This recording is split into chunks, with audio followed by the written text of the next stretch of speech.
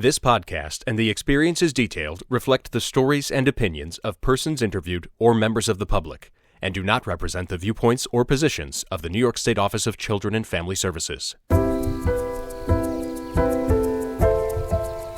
Welcome to the Rooted in Solutions Growing Futures podcast. I'm Dr. Galen Gomes. And I'm Kelly Riley Marks. Before we begin this episode of our Elevating Fatherhood Voices series, we want to note that some of what you hear may be triggering. Listen, if you are a father or you are supportive of fatherhood, this podcast is for you. Our goal is to uplift voices that have gone through the child welfare process and, as part of that, be honest about their struggles, what worked, and where systems could have done better. We are discussing this as we try to improve our understanding and find proactive solutions. Let's begin today's conversation. Today's topic is a big one: gender and ethnicity bias. Throughout my career, I have heard from so many fathers who have had a hard time figuring out who is on their side as they fight for custody or try to regain their rights. It's something that a lot of our guests here on the podcast have also brought to us. As someone who works in our Office of Diversity, Equity, Inclusion, Accessibility, this is a topic of interest for me. So I'm looking forward to this discussion. Absolutely. I think there's so much that goes into play here when it comes to gender norms and societal standards, power dynamics. We see all of this at play when we're thinking of how, bias and racism impacts the trajectory of these families' lives. Certainly. So we previously introduced you to Felix Garcia, a father who successfully regained custody of his daughter. Bias is something I discussed at length with him and was a real barrier for him to overcome. He says it wasn't until the new caseworker began working with him that he felt he had a real advocate.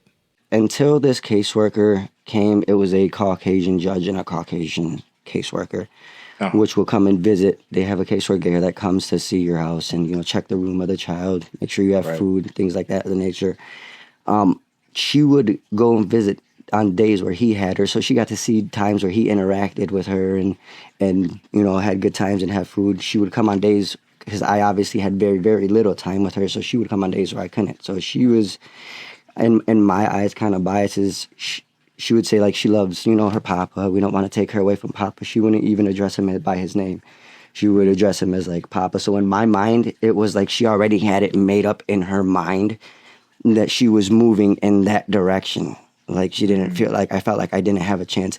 Same with the Caucasian judge that I had. I felt like I didn't have a voice. So it was just like court cases would come by. They would ask, where we're at the moment.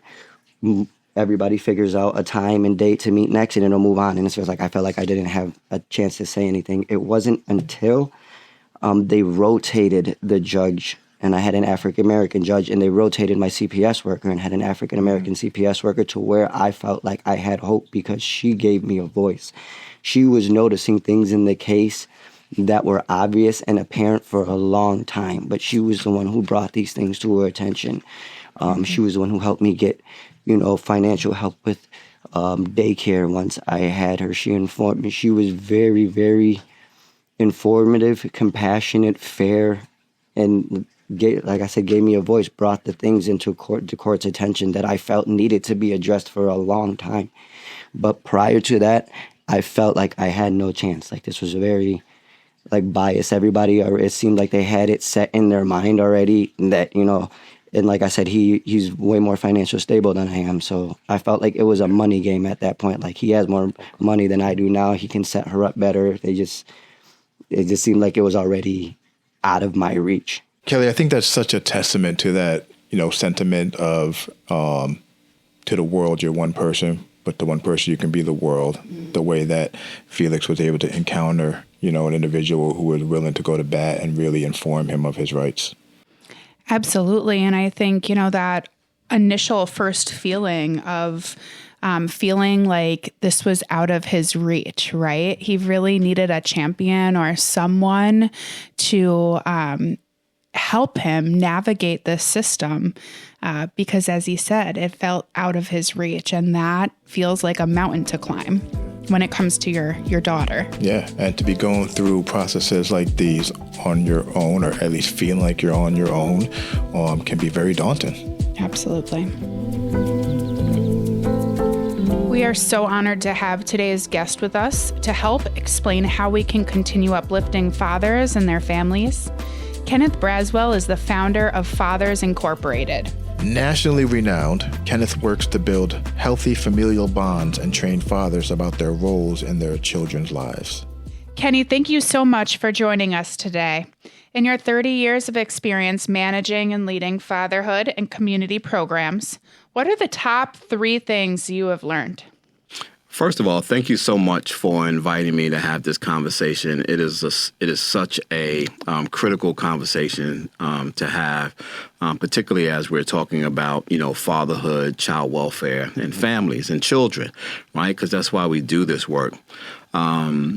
I always cringe when I hear that 30 years of experience because it's like, whoa, okay, where did the time go?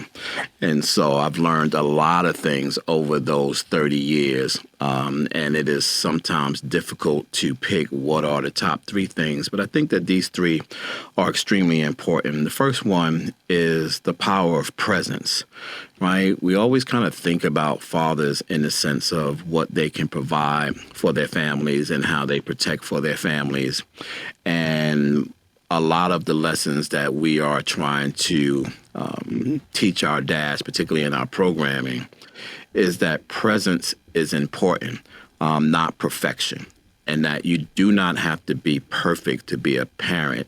Thus, you don't have to be perfect to be a dad. And so when they understand that their presence is critical to the health and welfare of their children, they become not only better dads, but they become better people. The other thing is that we're clear that systemic barriers exist, but at the same time, we understand that. We also know that they can be overcome. There is a training that I'm doing now that I literally just started maybe a few months ago, and it's entitled Empathy as a Core Responsibility of Serving Families. And that you really can't serve families. In this case, you really can't serve fathers if you're not empathetic to who they are, if you can't place yourself in those situations.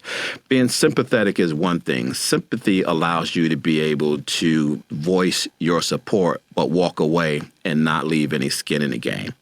Empathy doesn't allow you to walk away. Empathy allows you to take on whatever the feeling that person is going through in their lives and be able and not allow you to rest until you have done something to help that person overcome their struggles.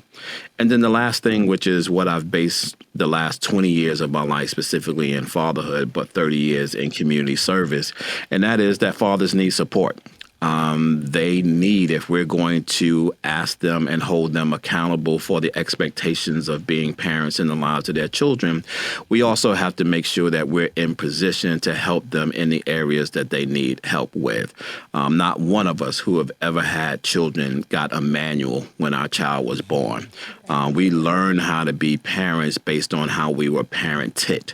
And if we were parented in a dysfunctional way, more than likely we're going to have some dysfunction in our parenting. Thank God that many of us will say to ourselves, we're not going to raise our children the same way that we were raised, and we do something and we thrive to do something different. Yeah, I love that. So in today's episode, Kenny, it's entitled like "Who's on My Side," and we're talking about gender and ethnicity bias. So we all have implicit biases. You mentioned growing up, and we went off of what we were taught, how we were raised. So we all have implicit bias. Can you share a story or an example of a way that you've seen implicit bias directly impact an individual and his ability to father? I think it's first critical to kind of understand, in this conversation about implicit bias, that the responsible fatherhood space has 2 things happening at the same time, and we have to understand those 2 things when it comes to bias when we're working with fathers. The first thing they have a bias about is a gender bias, and that is the differences between how we see and how we expect behavior from men and women and what that looks like from that vantage point. The second bias that we have to think about is the cultural bias, and that is, how do we see our fathers culturally depending on who they are and where they are parenting and how they have been taught to think about what good parenting is. And so when you think about this work from an implicit bias lens, you got to be able to see it through both from a gender perspective as well as a cultural perspective. You know, many of the examples of how we have seen implicit bias from a gender perspective, and so when I say that, understand that I'm meaning men/fathers, mom/women. That's how I'm describing these two things. And so in the court, we have always seen some level of biasness as it relates to the ability to understand that fathers are just as essential in the lives of their children as moms. But we also have to recognize that we have a historical perspective and we have a historical bias that also plays into how we respond to being parents generationally. And so when you start thinking about the generational aspect, the gender bias, and the cultural bias, now you're in the midst of something that has a lot of complication to it. But at the end of the day, the issue becomes, how are we empathetic enough to understand the core values of an individual and support those values in the task of being a great parent? And so it is the court system where we see traditionally judges, magistrates, family courts not seeing a equalization of what fathers bring to the table with respect to parenting. I always use this as an example when I talk about, that particular issue. And if you go back to the early days of the Nielsen ratings, there was a time to which the top, I believe it was 62 or 63, the top 6 shows in the Nielsen ratings were shows that depicted single fatherhood, Gunsmoke, Beverly Hillbillies, a couple of those shows, which means that the country at some point believed that fathers had a value, that they could raise healthy children and they could be involved in the lives of their children. And sometime over the course of our history, we have moved away from thinking that fathers particularly have the ability and in many cases the desire to want to raise their child. And so while the courts can show some level, of bias against fathers, society has probably played a bigger role in examples of what it looks like when we begin to start thinking about the differences between moms and dads. Thank you so much for that, Kenny. So you gave us so many great examples of how implicit bias negatively or positively impacts our child welfare system. Do you know of any individual stories in which bias directly impacted an individual? I have we're doing some work right now in the state of West Virginia, specifically with child protective services, child support workers, and family engagement resource centers. And it's extremely interesting to hear women in particular talk about serving men. And it's also interesting to hear women who are caught up on what I believe is the side of the system that men get caught up on. Because one of the things that we see now is the number of single households, father-led households, are increasing significantly. The number of moms that are losing custody or on child support roles are increasing significantly. The generational thought process on who is capable or desirable to pay or to take care of your children is changing, and mainly because of generational reasons. Gen Zers, right, which is a whole nother conversation in the podcast, right, when we talked about families, see family dynamics very differently. And young men and young women are more apt to make decisions about parenting based on, some might say, selfish reasons, right? It's about them. It's not about the children. And so when you're thinking about this child welfare space and you're looking at those changing dynamics, you are slowly beginning to hear women speak the same language that men have been speaking for the last 50 years in this country as it relates to systems. They are now beginning to understand, the burden of child support. They're beginning to understand the burden of the court and the inclusion of government and court systems in their personal lives. They're beginning to understand, what it looks like from the vantage point of mostly fathers in this country. So it's interesting because now we're beginning to see proof positive, that there needs to be some systematic changes in our systems in order to be able to serve parents more broadly and more generally, but at the same time be able to deal with the things that are more directed and connected to the individualism of either being a mom or a dad. So, Kenneth, you've talked about the biases. You've given us some examples, personal stories of individuals you've worked with and that you know of. Are you able to share some strategies and solutions that could be implemented in order to address the biases towards fathers in the system? Absolutely. The very first thing is awareness. And so we have a training program that I've been doing now for over 15 years called Let's Talk About Dad. And the core element of that particular training is to address the internal biases that individuals have but for fatherhood based on their own personal experiences.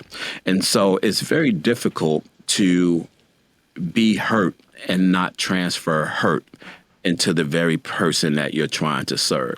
And so in programs where they're being asked to serve fathers, the first question is, well, let's talk about for a minute how you think about fathers and how fathers have been a part of your life and how men have been a part of your life and whether or not those experiences are part of why you may transfer some of those feelings and issues with fathers themselves. And in those workshops, you get to talk to folks that have MSW degrees, doctor's degrees, positions in human services. They're serving families, and they've been serving families for years upon years and upon years. But in this space, what you begin to find out is they have unresolved daddy issues. And they have unresolved relationship issues and marriage issues. And they bring those issues to the table. So it's very difficult for a father to walk into a service agency thinking that the agency that describes itself as a family service is going to serve them in a way that's going to be very specific to their own needs as a father. If they walk into that center and they look on the wall and they don't see any pictures of themselves, they don't see any men on the wall, they don't see any male workers, the reception, which is what we like to call the sticky person or call that person of first contact, is not welcoming to him and makes him feel like he is being intrusive in asking for help as opposed to being in need of help. So a lot of those kinds of examples happen as a result of not having awareness training when it comes to folks who are responsible for working with whole families. I always like to say that if you are working with families and you are not working with fathers, then you are not working with families. And it's okay to call yourself what you are. No one says that it's not right to have a calling to work for women and moms. No one says that it's not okay to work with children. And no one says that it's not okay to just work with dads. But call yourself, name it what it is, so that when people seek you, they're clear about what you have both the ability and the desire to do. And so if you're going to say you are a family service, then you need to be able to work with all elements of the family, including fathers. It's interesting that you bring up that different perspective of moms that some moms carry and some individuals carry. If you think back when federal dollars were first earmarked for fatherhood, there was pushback and concern that this would take away resources for mothers. So as someone who was doing this work at that time, why do you think this was such a concern? And do you remember what the conversation kind of looked like? Oh, so let me. I feel like I'm getting ready to tell a bedtime story. Let me take you back to, a time in history where people didn't think about fathers in the way that they think about them today. And let me tell you about a time that I used to work for OTDA. And OTDA had allocation of funds to which we created the New York State Fatherhood Initiative. And in relationship, because the husband needed a wife and I needed a partner, I connected with one of your colleagues who is now retired, Mr. Greg Owens. And Greg Owens and I had a conversation about how could we partner up our two agencies to do this work of responsible fatherhood, understanding that both agencies, both OTDA and OCFS, were charged with serving families. And so we used to have a running joke, and I used to always say, how did OCFS become created out of OTDA? And the running joke was OTDA was a married couple and they got a divorce. And when they got a divorce, OCFS got the kids. That's how we used to always describe that in terms of what that looked like. But one of the things that we had to do back then was we really had to be conscious because people weren't ready to have a fatherhood story. They weren't ready to embrace work of responsible fatherhood. They did not understand where the resources might come from. And more importantly, they weren't very clear on what our intentions were. Right. And Greg and I had to do a lot of work across the state of New York and talking to, I remember him and I used to go and speak to magistrates across the state. We would go and talk to DV agencies and child welfare agencies. Just to clarify, DV stands for domestic violence. Juvenile justice agencies. For some time, we would go into some of the facilities, Greenwood, Brookwood, and some of the other OCF agencies to work with, ironically, fathers who were in juvenile justice facilities. OCFS stands for the Office of Children and Family Services. And we would have these conversations and we would try to understand, how come no one is talking about this? And it was because they just weren't sure and clear on the intention of the work. And so we spent most of our time trying to explain that our intention at the end of the day was about healthy child well-being. That although we are working with fathers, our work was to strengthen the family. But I believe in my own calling and my work that I've done, and Greg to a certain extent, always believe that if we can strengthen fathers, we can strengthen families. If we can strengthen families, we can strengthen communities. If we just focused on the individual needs of fathers, not excluding the needs of moms and not excluding the needs of fathers, but we just needed to focus on an element of the family that was being grossly ignored.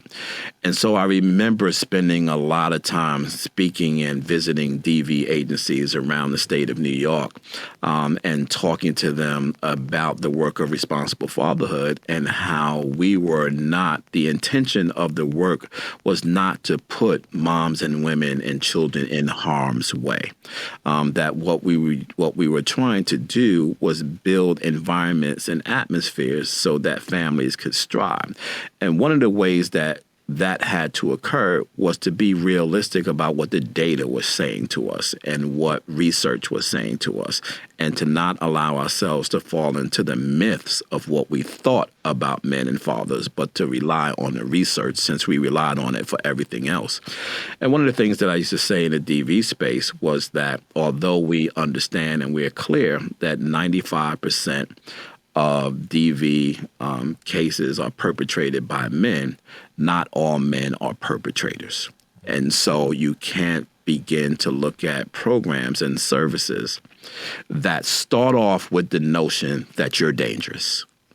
that we have to put screening in place to ensure that you're not dangerous before we put any money into doing that. And when we began to start having those conversations, people began to have a little more empathy because we made it personal for them. Because we would say things like, if it is your assertion that all men are perpetrators, are we talking about your dad? Are we talking about your son? Are we talking about your uncle? Are we talking about your grandfather? Oh, no, I'm not. Well, wait a minute. You just said all. Mm-hmm. You just said all. And if you're saying all, that means everybody. And so if you have enough empathy to understand that this is not the case, we have to have that same empathy as we try to spread this work across the state of New York. And then as we begin to have those conversations from a statewide perspective, we began to have those conversations from a nationwide perspective. So we did things to change the narrative. That was a lot of our work in the early days of this work, really trying to get folks to change the narrative that was being used that served as a barrier between fathers being able to be as active in the lives of their children as they wanted to be.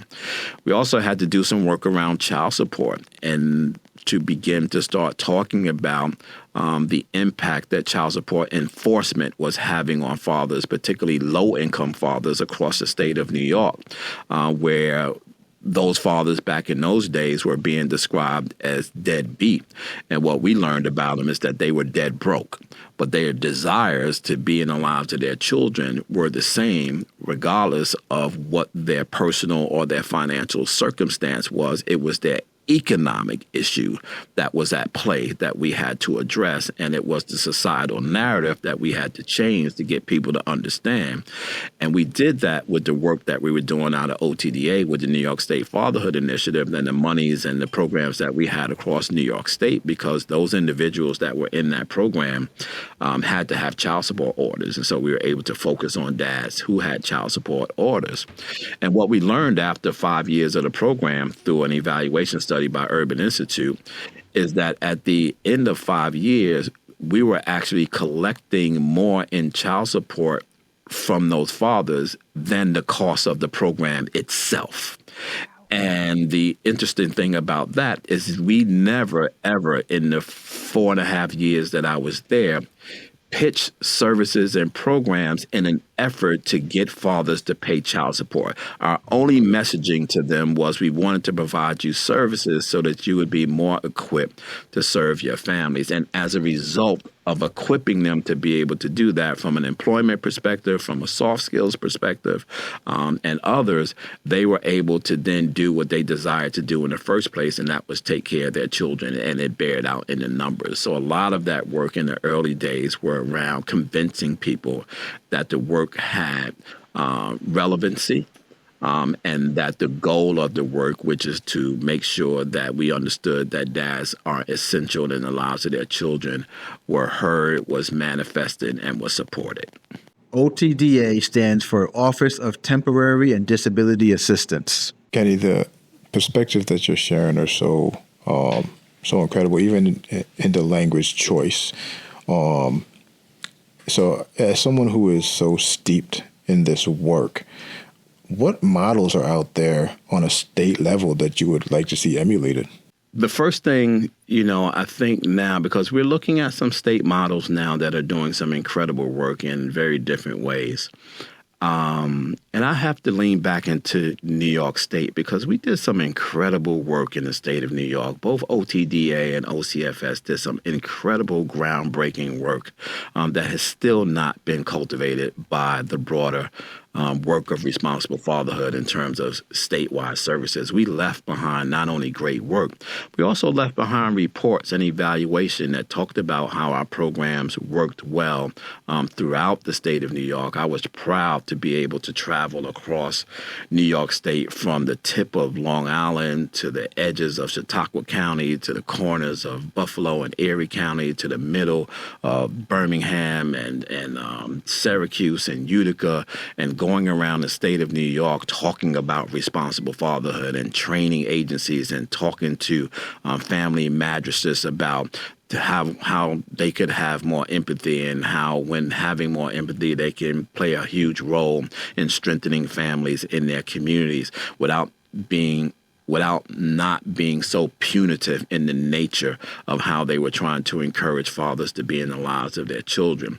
And so that model to which the New York State legislature invested in a fatherhood initiative and allowed them to do direct service programs throughout the state helped us learn a lot of lessons about the commonalities of fatherhood and the differences depending on where you work, because there's a stark difference between Brownsville, Brooklyn, and Chautauqua County, and Rochester, and Ithaca.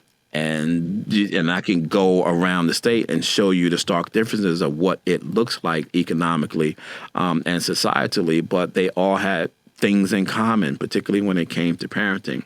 So the direct service model and states funding fatherhood initiatives is a great model.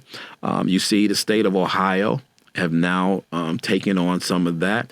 They started in the maternal health space. They really started with trying to understand how to encourage fathers to be more engaged in the maternal care process in early childhood development stages with a hope of getting them connected early so that they would more likely stay engaged longer.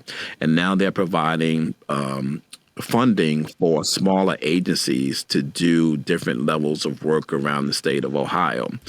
Colorado is doing some great work in funding programs around Denver to do programming, particularly in communities that we have not paid a lot of attention to, Native and indigenous communities, where they're beginning to really look at what parenting and what fatherhood looks like in those communities. And then lastly, we have to kind of point a little bit to the federal government's investment in programming across the country that looks different everywhere you go, including our program in Metro Atlanta. And what does direct servicing looks like for fathers, and how do you do it in a way that you leave a lasting impact on them? So I am 1,000% committed and focused on this notion of direct services, that you really have to, you could do those other things. You could do support groups. You could do daddy-daughter dances. You can do dads and donuts. All those things are cute. They're nice. But you need to be there. One of the things I'm most proud of, and I think I probably shouldn't give this away. I'll answer that. I'll say that later. But it is that there is nothing like serving an individual, whether or not they're a mom or a dad, serving an individual and watching their lives transform in front of you as a result of something that you are giving them in a way that costs you nothing, right? And we have to think about how we provide services for families and hit them where they are and meet them where they are. The whole adage, right, with talking to children, is that when you really want to talk to a child, you have to come down to the level that the child is. That is relevant for anyone who's in pain. Anyone who is in pain, the way that you get to them is you have to come to the level of their pain. You can't come above their pain. You can't come beside their pain. You can't come outside of their pain. You have to really meet them at their pain point in order for them to be able to hear you and have the ability to transform their lives. So direct services for me is the best way for programs to do.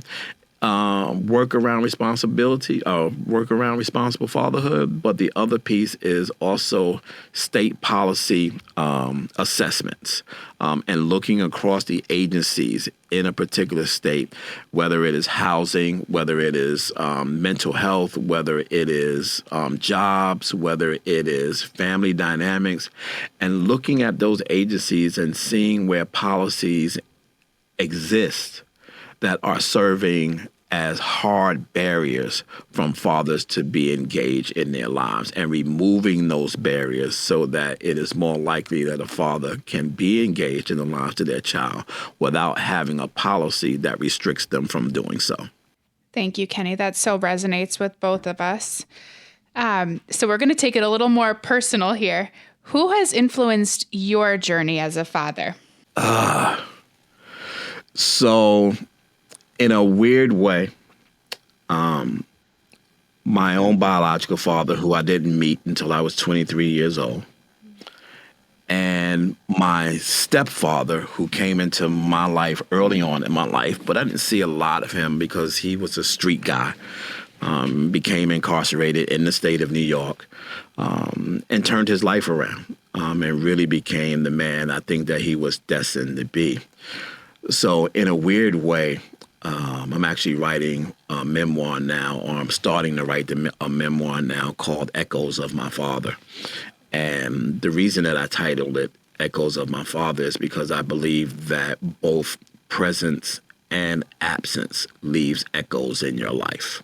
And that there are moments in my life that I learned from both the presence and the absence of the two of them. And those things have profoundly impacted me in the way that I do this work, but more importantly, in the ways that I father, right? Because what they did in my life reminds me of the things that I should do more of, as well as the things I should do less of. And then secondly is my accountability circle. And so I've been able to surround myself with dudes that, you know, when we get together, we talk more about our kids than sports. We talk more about our wives than television and entertainment. We have vested interests in each other, right? Our well-being. I had a good friend of mine in Albany who, God bless her, so she passed away, Brenda, when I first got married, said to me to make sure that your marriage has friends. And I said, what do you mean by that? And she said, so often in relationships, either she has friends and he has friends. And when stuff doesn't work well, she has a support corner of friends who's going to support her from her perspective, and he has a support corner of people who's going to support him from his perspective. But you need to have people that has a vested interest in your relationship, that they want what's best for the relationship. So you're going to get equal support from those folks with respect to what that looks like. And so my accountability circle is that they're those guys. They know my wife. They know me. They know all of my kids' names. They know what schools they go through, and vice versa. We know very intimate things about our families, which further invest us in each other. And I think that that's a lost art. Like this era of social media has diluted the real meaning of friend. And we really believe that if my relationship doesn't work out for you, that the first thing that I have to do is unfriend you and block you. It's like, okay, what does that do for your friendship? What does that do for you? What does that do for that person? It gives you no ability to play your friendship out, meaning it gives it no ability for reconciliation. It gives it no ability to learn from. And so we're too disposal with respect to relationships, which is why I believe that in this work around responsible fatherhood and relationships, that it is so difficult for people to keep relationships because we have made relationships disposable. And those things for me are the personal things, that accountability circle, and what I know and have learned from the two examples of fathers in my life that probably drives me the most. Kenny, thank you so very much. We have gleaned so much from this conversation with you, and we know that our listeners are going to have so much to think on and to take away from this. So as someone, an expert in this field, we really appreciate the opportunity to be able to have you with us, and just thank you so much for all you shared. I would echo what Galen just said. It's an actual privilege to share space with you and hear some wonderful pieces of knowledge that we want to take with us forever. So thank you for that. Thank you so much for having me. I appreciate you all. So Kelly, what I really appreciated about that interview with Kenny is that the power of language and the perspective that it lends. It particularly struck me when he talked about the fact of we're not dealing with deadbeat dads, we're dealing with dead broke dads, and that's a total shift. Absolutely. That resonated deeply with me as, I can recall the times in which that was such a coined term and it was used, all around, especially in child welfare. But when you shift to that perspective that Kenny brought up, oh my goodness, it's such a different perspective with so much more clarity, right? Yes. It's absolutely what a lot of our fathers were faced with.